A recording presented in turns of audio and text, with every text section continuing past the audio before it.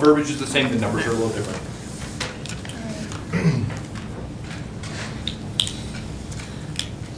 We're go? Okay. It's 3 o'clock on Wednesday, December 28th. I'm calling to order the Finance Committee. As I can see, there is nobody here for public comment. So we will move on to item number 3, limiting rate resolution. Is this the same? There's two, they're different. The numbers are different on the last page, that's all. The numbers are different. That's the only thing that's different, so that's why I pictured. So, as we've talked about, and you guys listened to the levy presentation last month, The third? there's a 21% decrease in the overall rate for our community, which is a great thing for the community, don't get me wrong. 21% is significant, and you guys all saw the amount of money that the school district, I'm not gonna say loses, but doesn't recoup. So the first time the referendum went through, obviously it failed. That is a very common thing for referendums. The fact that the village got their police department on the first referendum, good on them. That was a lot of time and effort on their part, so kudos to them. I made no quarrels that we would be rerunning this thing. My intent, and I know when I talk to you guys, would be next year. There's nothing on cycle next year. There's not an election. There's not a state election that goes on. And if I'm not mistaken, there's not even a spring election in '24. So at best, you're looking at the presidential election in the following year. So you're looking all the way into '23. I'm sorry, '24. Jesus. November of '24. Thank you, November of '24.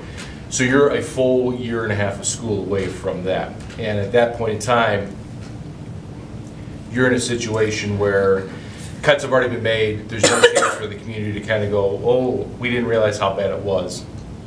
So what I'm proposing to you guys, the nice thing is this resolution was done the first time by the lawyers. Nothing here has gone through legal because all of the verbiage is going to stay the same. You change the dates and the numbers, which I do. So this has cost us nothing in terms of legal money. The only thing it will cost us is I have to spend another $75 to get it translated into Spanish for the ballot.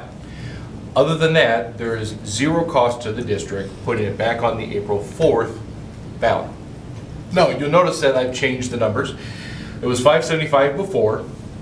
And again, that was a lofty number. That would have got us to a point where we wouldn't have to worry about any kind of cuts. We wouldn't have to worry about pushing the air conditioning down at the junior high multiple years, things like that. Instead, that failed, so we kind of had to revamp what our plan was. Now, I shared with you guys the numbers back in September, October, that in terms of adequacy target, we're at 61%. That's definitely bottom 10% of the state. I think there's only like a handful of school districts who are less than 61%. Your adequacy target, again, it's a really archaic method or formula, but basically it's telling you if you had a perfect situation as a school district, these are all the things that you offer your kids, primarily your ESL, your low income, and IEP students. So those are a heavy, I'm going to say hitter, but those are a heavy part of that formula. If you adequately educated these students, it would cost you this much money according to the state. We are locally funded. So when they do their EBF, their evidence-based funding, when the state gives you money from state aid, general state is what it used to call, I always tell you, well, Beecher gets 2.1, 2.1, 2.3. Well, our adequacy target being at 61% puts us in tier 1. Puts us, according to them, as one of the lowest funded districts in the state, which means we get a little bit more money from the state, meaning $500,000 extra. Now, that 61% adequacy target is because we have a lot of low income, we have a lot of ESL, IEP, and a growing ESL population. That number's not going to get any better because you are locally funded. And if you can only, in a PTEL district, if you can only go up by your CPI, that 61% is going to be very difficult to overcome because we are locally revenued. So we need to do something at the local level to do it. Now, again, the state's given us $500,000 in additional monies this year because of our low adequacy target. It doesn't mean if we get $1 million, they're gonna take it to zero. That's not how that works. It would go for, and what this resolution is asking for, at the rate of 535, it gives the district $1 million. That would actually put us in the black next year. The cuts that have been made, or the plans of moving, are gonna continue to move forward, as in, the art program at the elementary. I'm sorry, there's a few others in the, what else did we not rehire? Freshman sports. Freshman sports, so all of those things that we've already removed, adding the fees, the technology fees, all that put together, with that extra $1 million, you'd be back in the black next year. We don't have to worry about cutting additional teachers, which is a big thing, and then we can now start putting a plan together. Now that we are in the black, we're in the black by this much. So this year, we're not gonna do air conditioning this year because we can't afford it, but we can do, the grant is gonna be done for one roof. We can do, next year we can do that roof. We can buy 2 buses, because we need 2 buses, not just one. We really could use more than one, but where we're at penny pinching, we're gonna get one. Those are the kind of discussions we can now move forward making. This, again, and I want to reiterate it, I know it's on camera, but most people probably don't watch this, and I apologize for that. This has nothing to do with the PUVs, the HVAC system, or anything like that that happened at the high school or the elementary. It has nothing to do with that. Thank you. This money goes directly to operating costs, which what your adequacy target addresses. What does it cost to educate your kids in your district? We right now are 6/10 of the way to that money amount. Now, the way you get that money amount is either you increase your local revenue or you do less things for kids. We've kind of trimmed the fat everywhere we can. There's some other little things we can do here or there, but we've now added fees. We've got some of the perks in terms of Prairie State and AP. That's where we're at. So what I'm asking the Finance Committee to consider is, that's the resolution you would see. That's the resolution you would provide to the state. On January 9th at our board meeting, this is the one that you'll be looking at the 535. That 535 gets you an additional, now again, you have to go off the last levy that has been filed, which is the 21 levy, not the levy you guys just approved in December. So your levy in 21 was 8.9 million. So this would propose to a 9.824. So it's just under $1 million, about $900,000. It's the one that says. What's the difference in the two? One is 525. One, you Yeah. see the number difference. Yeah, on the Okay. first At page, the very in bottom. section 2, it's 525. Yeah. And then that's the less number on the last page. 'Cause I know Which is somebody only would- $200,000. Well, a 1.1% difference is about $200,000 difference, right? But it's $30 per household, or per $100,000 Per 100,000, per yep. household. Yep. So I mean, I don't know, what you guys are thinking, but for $200,000, I'd rather charge the taxpayers a little less. I mean, if we can make their bill, $200,000 doesn't make or break, I don't think. But if you have a $200,000 house, that's $60 a year. I mean, I don't know, because they did just get the police referendum, we did just increase fees. I don't know, that's just kind of mine. It's not like charging everybody an extra $60 to $90 a year is gonna get us a whole lot more. But we're also in a negotiating contract, Oh, true, that too, yeah. so. Now, again, when you say 60. Well, that's- per 100,000, so that means if everyone's got a But that's $200,000 to per $300,000 household. house, yeah, yeah, Versus, sorry. this isn't, so a referendum affects The house. the township and the village. It's more, the referendum was just the town. The town of Beecher passed that referendum. So it didn't go into Washington Township or even the Oh, country. So okay. I don't think, like Ms. Pappas, Yeah. you couldn't have voted on No. on that referendum. This one does because you're part of that school district. Okay. So again, it encompasses all households within the Beecher school limits. That's the difference here. Okay. Yep. I'm okay with the 5.35. Julie? Yeah, I'm okay with 525. Doesn't matter, I just don't see a big difference in it, so that's mine. Yeah. But for the future with inflation and stuff like that, it's not like we're gonna pass another one anytime soon, so it's probably better to try. It's only the more. first one that Yeah. we've tried. Yeah. Right. Since 96 or 97. And respectfully, $200,000 is a lot. That is a lot. You can do a lot with that. Yeah. That's, I mean, put it bluntly, that's, what is that, 4 teachers? That's significant. Hopefully not. No, I'm saying, the difference. Hope they're between- making more than 50K, but. First year. Well, first year teachers. First year are- teacher, sure. Your current salary, starting salary is 44.5. There's two, so this is. And we are one of the highest paying districts for starting schools, 525. especially in terms of elementary districts. We're a unit district, so our high school's a little lower than some surrounding areas, but that offsets with it, but that's neither here nor there. But that's kind of where I wanted you guys to know where we're at with that. In terms of, other kind of grant things, that's all I have for you in the resolution. The maintenance grant, we had to resubmit it just because we need to tell them where the local funding is coming from, but that maintenance grant should be taken care of. Just for reference, Mike I saw him walk through here, Mike is going to do kind of a double check. I think we're actually going to adjust it and do the high school rubber roofs this year in the elementary, because this will cost us over $100,000, and they match up to 50, they'll match 50/50. Well, they'll give you 50, we have to go 50 Half. and more. Yeah. Okay. So if it's 120, we pay with the 70.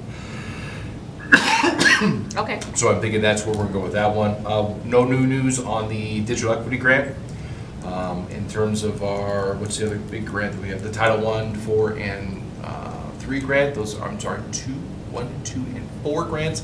Those have been resubmitted, so those should be in the clear. They're on level 2 of the ISB. Really like all your grant work. You do a lot with grants. To be fair, the Title I is a lot of SOIC, and Ms. Black does fill in some of those things as well, but. But still, It's you a team always, effort. you know about all, I mean, I haven't heard that in past meetings and superintendents, so I appreciate We're trying. all of that. Okay. And then obviously the big elephant in the room is what's behind that wall. Door number there. one. Correct. So I can kind of give you guys an update, because it will financially impact us a little bit. I'll take the box instead of the door. Can we please? So- That's not enough. We, Katie has submitted the insurance claim, so we're waiting on our adjuster to come out. We thought today, but probably tomorrow. They're kind of gonna be the ones that, so if you watched my video, I said I can't give you all the information right now, because again, insurance companies have a lot to do with, hey, yes, we agree the floors need to be removed immediately, let's move on it. Some of them might say, I apologize, sorry about that. I apologize, that is That's rude, fine. and I'm going to. You're totally.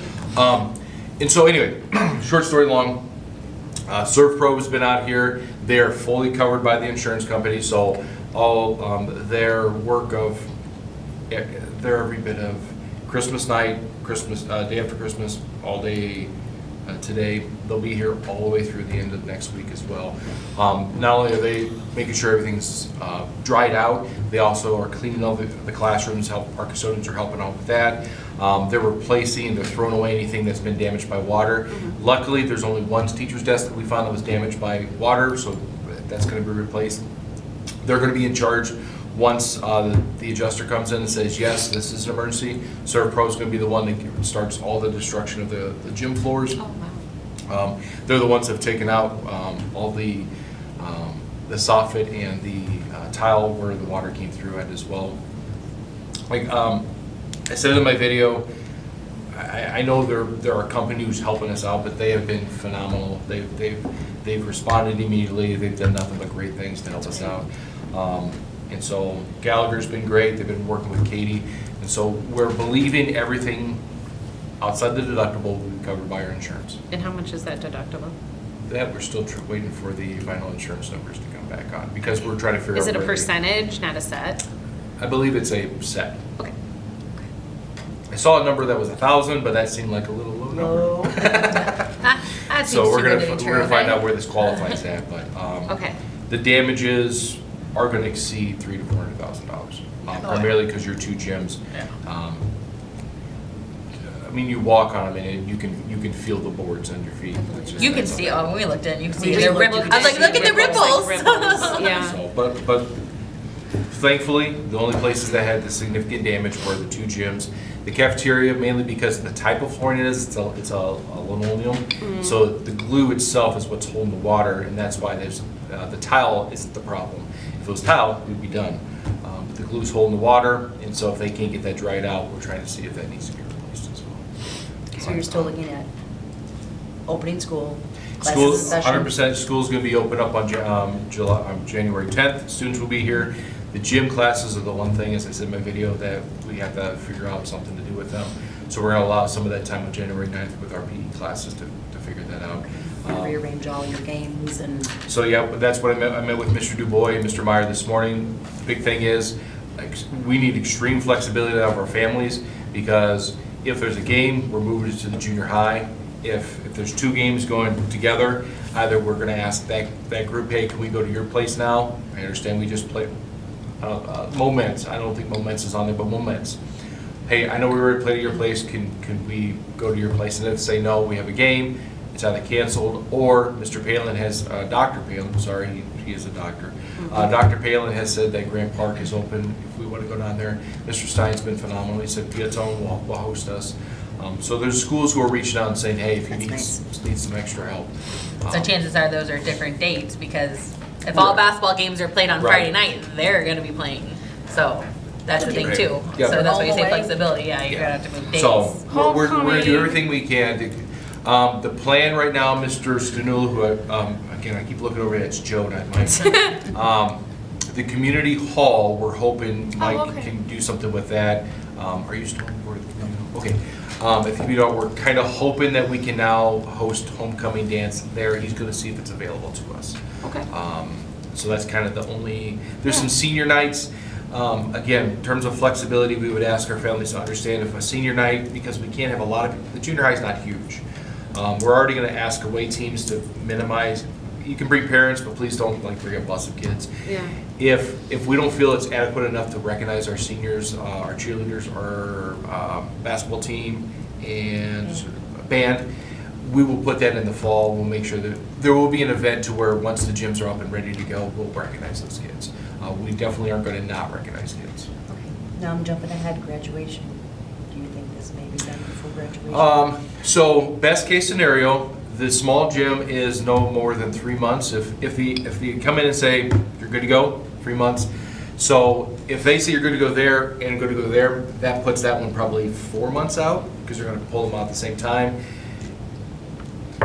We should be all right. That should be ready in March, maybe early April, which means that should be available late May. But I want to give you a confirmation on that, and then, Mid-May, yeah. okay. We will have a graduation.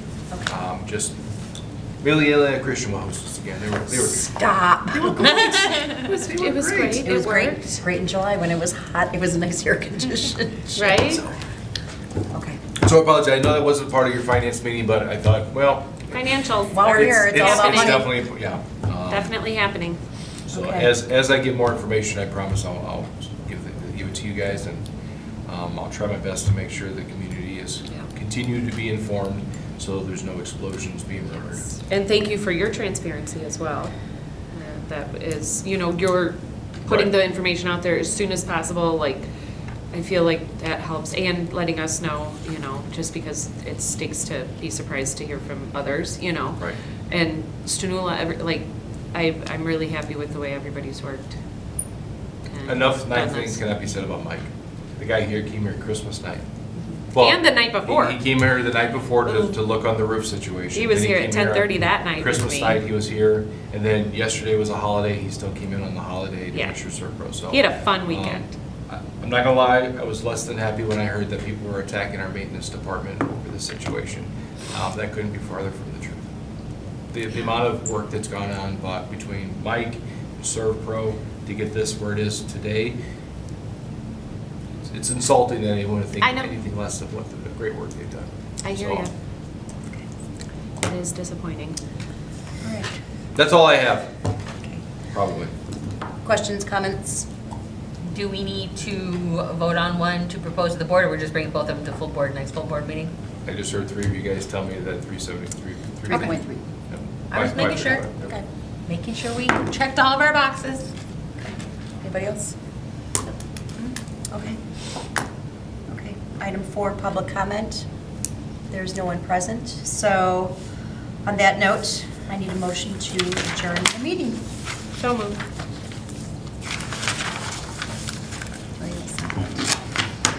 We need these back? All in favor? All in favor? Yes, I need to. Aye. Okay.